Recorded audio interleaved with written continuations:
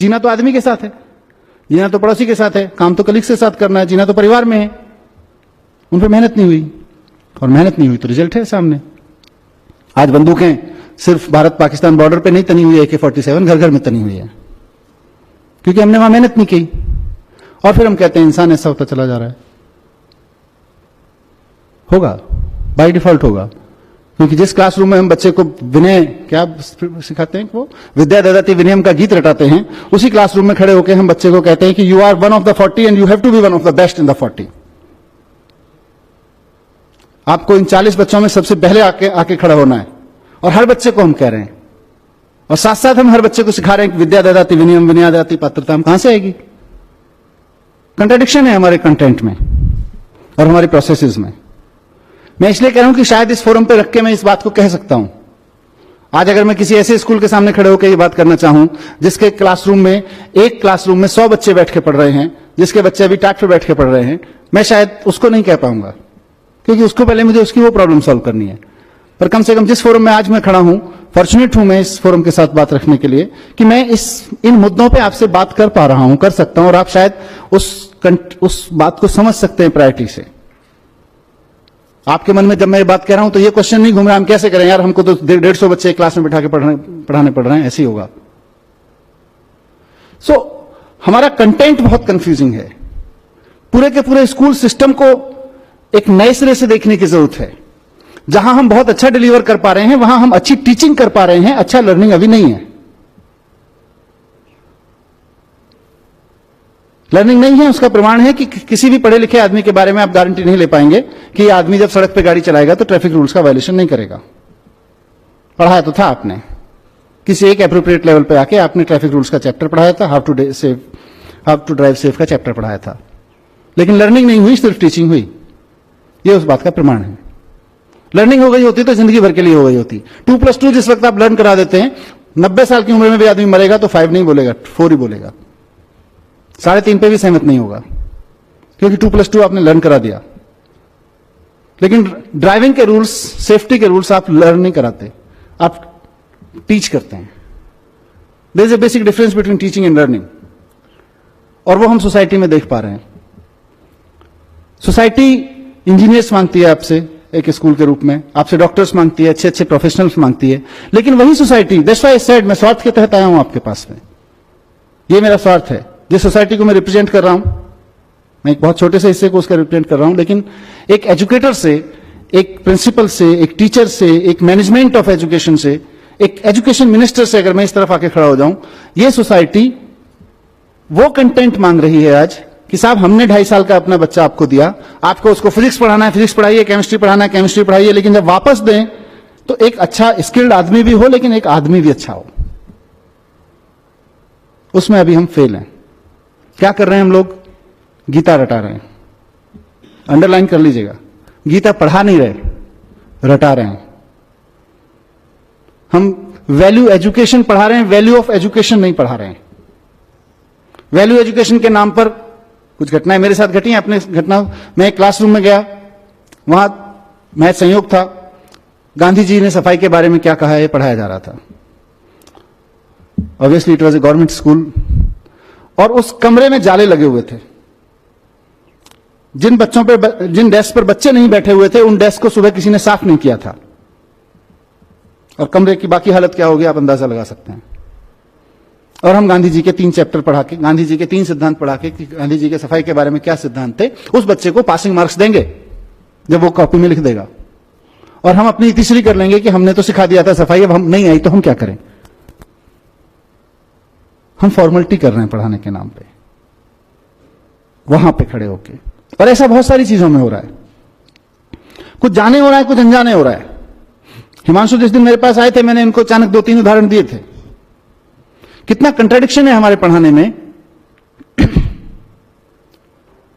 कि हम लोग आप सब लोग पढ़ाते हैं, अगर स्कूल में नहीं पढ़ाते हैं तो बच्चे की जिंदगी में कहीं ना कहीं और से आती है। 360 डिग्री देख सकते हैं। सिंड्रेला की कहानी हम सब लोग पढ़ाते हैं, या सिंड्रेला जैसी कोई और कहानी हम सब लोग पढ़ाते हैं। एक लड़की थी, बहुत खूबसूरत थी, उसका अफेयर था राजकुमार से, या वो राजकुमार को चाहती थी, फिर वो सुंदर नहीं रही किसी कारणवश, उसको कोई श्राप मिल गया, जो भी घटना घटी, दुर्घटना घटी, फिर उसके खराब दिन शुरू हो गए, फिर कुछ अच्छी घटना घटी, वापस उसको सुंदरता मिल गई और वापस उसको राजकुमार मिल गया।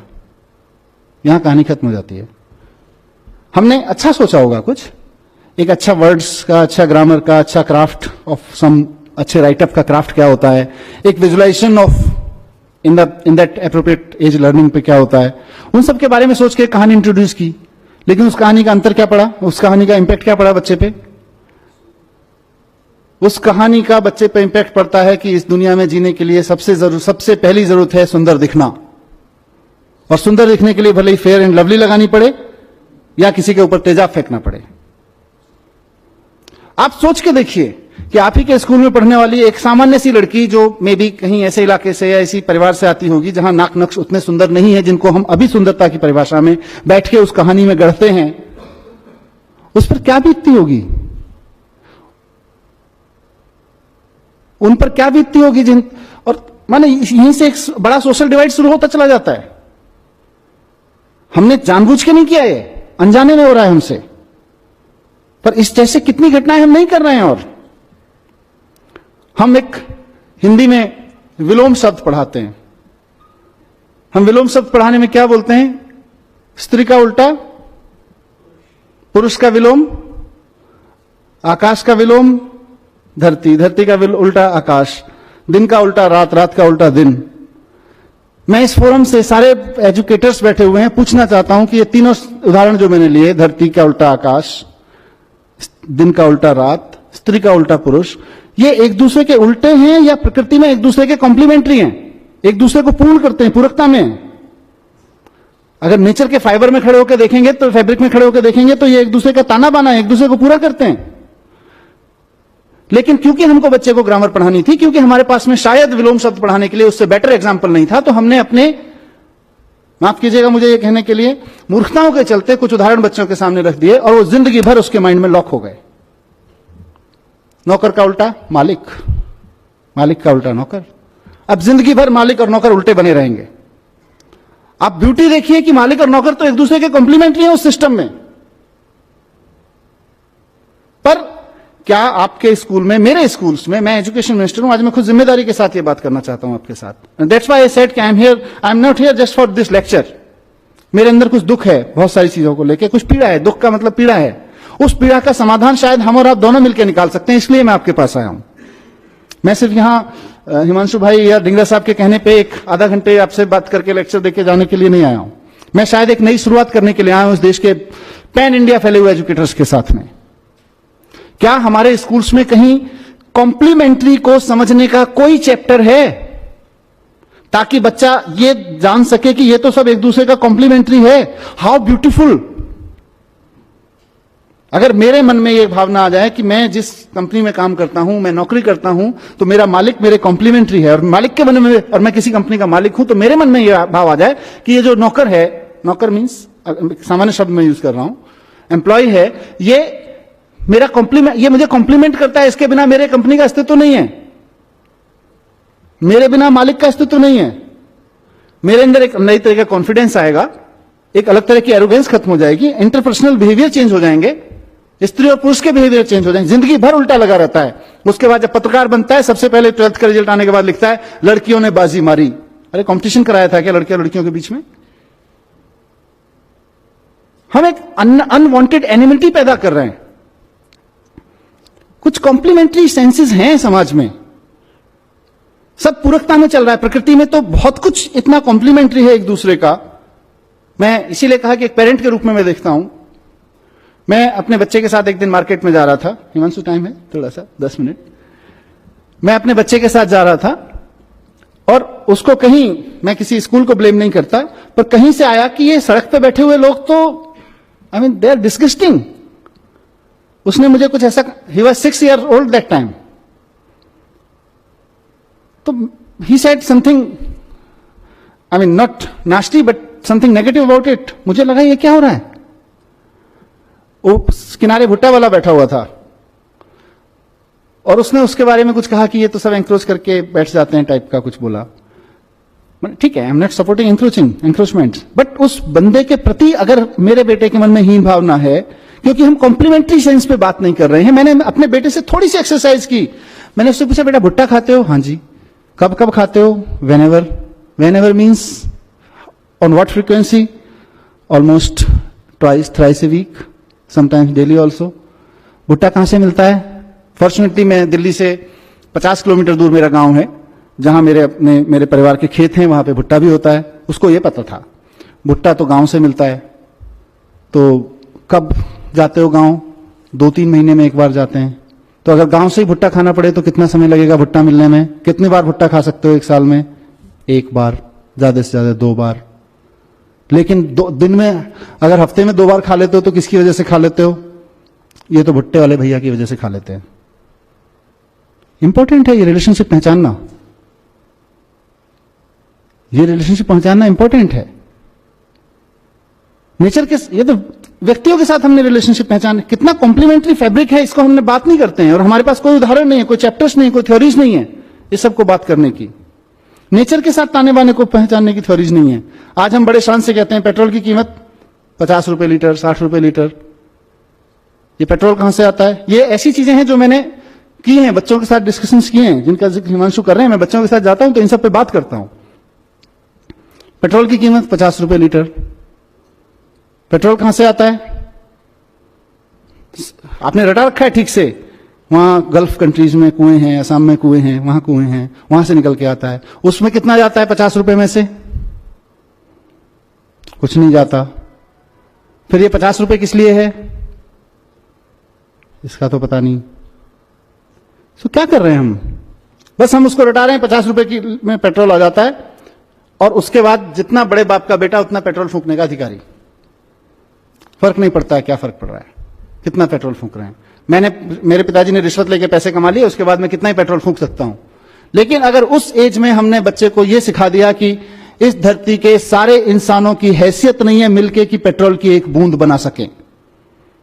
धरती के अंदर कई हजार साल की केमिकल, सोशल, अलग अलग तरह की प्रोसेसेस के बाद में एक पेट्रोल की बूंद तैयार होती है।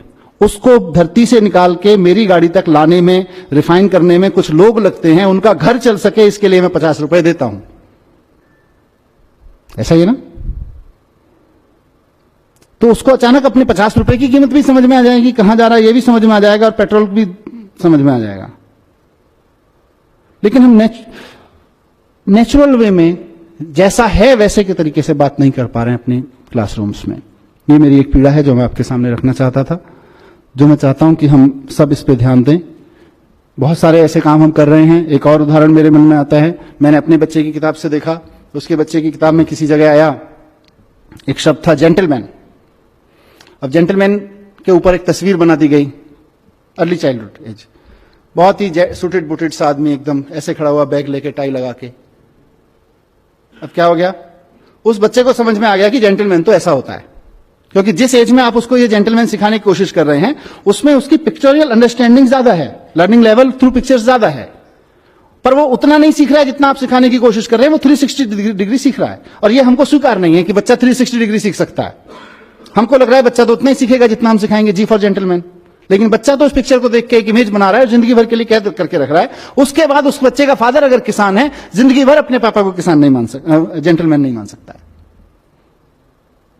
अगर उस बच्चे के पापा कोई ऐसा काम करते हैं जो सूट टाई वाई लगाने का काम नहीं है, जिसमें प्रोफेशन में, जिंदगी भर नहीं मान सकता है।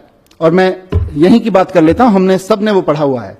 यही मैं 4 लोग खड़े कर देता हूं और आपसे उस कोने में खड़े होकर बात करता हूं कि वो जो फलाने सज्जन खड़े हैं ना, कौन से वाले, the yellow shirt, no, the gentleman kind of person.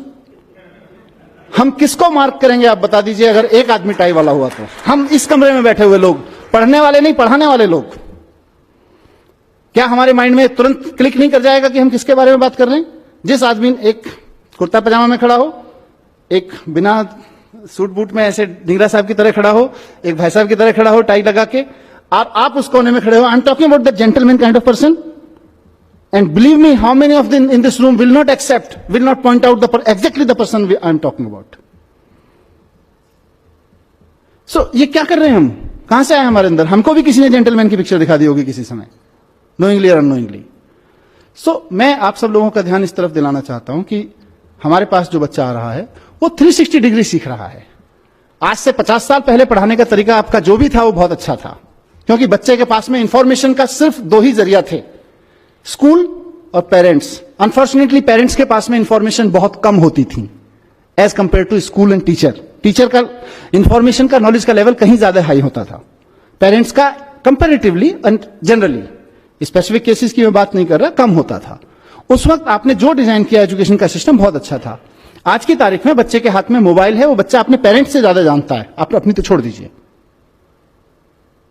वो दुनिया के इतने लोगों से अपने फोन पे बैठ के बात कर सकता है, इतने लोगों से कम्पीट कर सकता है, किस किस तरह के कंपटीशन में हिस्सा ले सकता है, आप अज्यूम नहीं कर पाएंगे।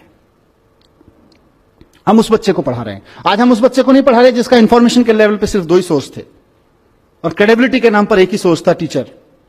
मदर फादर कभी भी किसी बच्चे के लिए क्रेडिबल सोर्स ऑफ इंफॉर्मेशन नहीं हुए थे, आज भी नहीं है।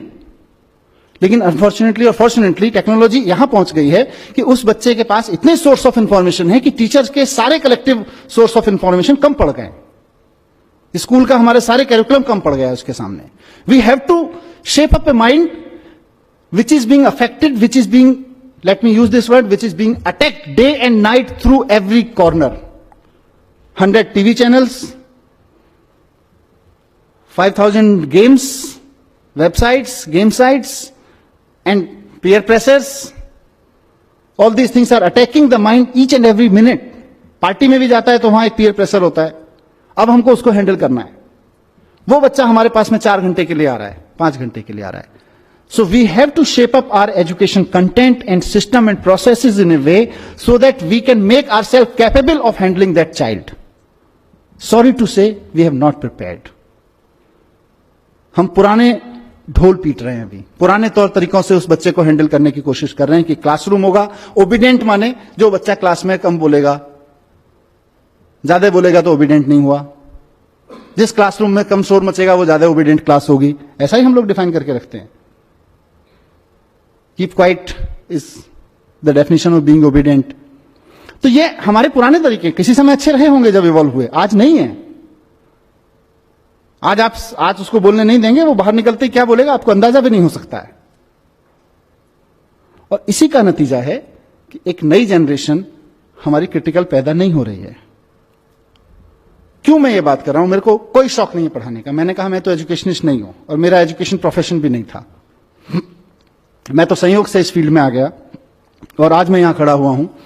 क्यों मैं कर रहा हूं इसकी बात? क्यों एज ए लीडर मेरी जरूरत महसूस हो रही है मुझको कि हमें एजुकेशन के कंटेंट पे क्लासरूम को एक आंदोलन में बदलने की जरूरत है। साथियों, आपके पास 40 बच्चे, 50 बच्चे, 30 बच्चे आपके क्लासरूम में बैठे हुए हैं और वो आंदोलन की सबसे बढ़िया, सबसे फर्टाइल ग्राउंड है।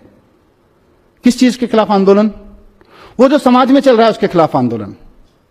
समाज में धर्म के झगड़े चल रहे हैं, हमको क्लासरूम में बैठ के सेटल करना पड़ेगा कि ये बच्चा जब जाए तो उन धार्मिक झगड़ों में शामिल ना हो पाए। इवन को इन्फ्लुएंस भी करने की कोशिश करे तो उसको क्लैरिटी है, उसको इंटरनेट पे, व्हाट्सएप पे भी कोई ऐसा मटेरियल मिले तो उसको क्लैरिटी रहे, नहीं I have understood it, this is rubbish, that we have to prepare for. धर्म के, जाति के झगड़े हैं, क्षेत्रवाद के झगड़े हैं, क्रिटिकल नहीं है। 5000 साल पहले जिसने कुछ कह दिया उसी को माने बैठे हैं। नया करने की क्षमता पैदा नहीं हो रही है हमारे बच्चों में। आप देखिए कितने बच्चे हैं जो नया पैदा कर सकते हैं, नया सोच सकते हैं, क्योंकि नया करने के लिए रिस्क चाहिए, रिस्क लेने की क्षमता चाहिए, और रिस्क लेने की क्षमता हम लोग नहीं पैदा कर पा रहे हैं बच्चों में। क्योंकि हम जब पैदा कर पाएंगे तो हमारी क्लास में पढ़ने वाले 40 बच्चों में से कम 38 के बीच होनी चाहिए। अभी तो 38 में से 40 में से 2 के बीच है, उसके बहुत सारे और संयोग कारण हो सकते हैं। क्योंकि जब क्लासरूम से रिवॉल्यूशन से पैदा होगा, कॉन्फिडेंस पैदा होगा, नया करने की जिजीशा पैदा होगी, हिम्मत पैदा होगी, तो वो 40 में से 38 बच्चों की में पैदा होगी कम से कम। और उसका नतीजा क्या हो रहा है? एक नेशन जो अपने आप में कॉन्फिडेंट नहीं है, एक सोसाइटी जो अपने आप में अपने थॉट्स पे कॉन्फिडेंट नहीं है, अपने थॉट्स के प्रति क्रिटिकल, अपनी कन्वेंशंस के प्रति क्रिटिकल नहीं है, कुछ नया करने की हिम्मत नहीं जुटा पा रही है। 1500 साल पहले आर्यभट्ट ने कहा था शून्य है, शून्य की खोज की उसने किया, और हमने 1500 साल क्या किया? हमने 1500 साल गाना गाया, जब जीरो दिया मेरे भारत ने दुनिया को तब गिनती आई। हमने गाना गाया, और उसी शून्य का 1500 साल पहले जिस हिंदुस्तान ने शून्य का आविष्कार किया, उसी शून्य का इस्तेमाल अमेरिका और यूरोप के साइंटिस्ट ने करके पूरा साइबर वर्ल्ड उस शून्य में खड़ा कर दिया। हम गाना गाते रह गए, जब जीरो दिया मेरे भारत ने दुनिया को तब गिनती आई। उन्होंने साइबर वर्ल्ड खड़ा कर दिया। आज वो ट्विटर चलाते हैं, फेसबुक चलाते हैं, गूगल चलाते हैं, यूट्यूब चलाते हैं। हम अपने लड़के लड़कियां नौकरी करने भेजते हैं उनके यहां पे, और हम कहते हैं कि हम तो बहुत महान देश थे पहले से। हम अच्छा हमने किया है, काफी कुछ किया है। ऐसा नहीं है कि एजुकेशन में कुछ नहीं हुआ। मैं with due respect to every educator मैं कहना चाहता हूं कि एजुकेशन की आज तक की बहुत अचीवमेंट है। आज मैं अगर आपके सामने खड़ा होकर इस मंच से बोल पा रहा हूं और आप में से कोई इस बात को लेकर क्वेश्चन नहीं कर रहा है कि ये जो आदमी इतनी बड़ी बड़ी बातें यहां कर रहा है इसका धर्म और जाति क्या है, वो एजुकेशन की अचीवमेंट है आज हमारे यहां। आज आपके सामने कोई आदमी इंटरनेट यूज करता है और आपके मन में कभी भी यह सवाल नहीं उठता, मतलब आपके माने समाज के मन में, समाज में किसी के मन में यह सवाल नहीं उठता है कि इंटरनेट यूज करने वाले की जाति क्या है, जरा पूछ के तो देख लें। इस जाति के लोगों की हिम्मत कैसे हुई इंटरनेट यूज करने की? आज ये क्वेश्चन नहीं बचा है समाज में, वो एजुकेशन की वजह से है। 500 साल पहले गुलाम खरीदना और रखना या गुलाम की तरह बिकना समाज की स्वीकृति में था। आज कोई भी व्यक्ति इस बात को स्वीकार करने को तैयार नहीं है अपने सामने किसी गुलाम को बिकते हुए देखकर। खुद के लिए गुलाम होकर बिकना या खुद के लिए गुलाम खरीदना तो अलग छोड़ दीजिए, ये एजुकेशन की अचीवमेंट है। लेकिन जहां नहीं पहुंचे वहां का चर्चा करना जरूरी है। जो छूट गया एजुकेशन से वो बहुत क्रिटिकल है और वो बहुत स्लो है। इसीलिए मैंने कहा हम अतीत के गुणगान में बहुत लग गए हैं। हिंदुस्तान की सबसे बड़ी प्रॉब्लम यही है कि हम अतीत का गुणगान बहुत करते हैं। हमारे यहां आर्यभट्ट हुए थे, अरे सर जी आर्यभट्ट हुए थे, उसके बाद हमने क्या किया? आर्यभट्ट तो होके चले गए। मुझे कई बार लगता है कि अगर आइंस्टाइन हिंदुस्तान में पैदा हुए थे तो हिमालय में एक मंदिर बना देते हम लोग उसका, और समझा रहे होते अपने बच्चों को 14 कोस की परिक्रमा है, सीधे चले जाओगे, पेट के बल लेट के जाओगे तो जल्दी साइंस समझ में आ जाएगी।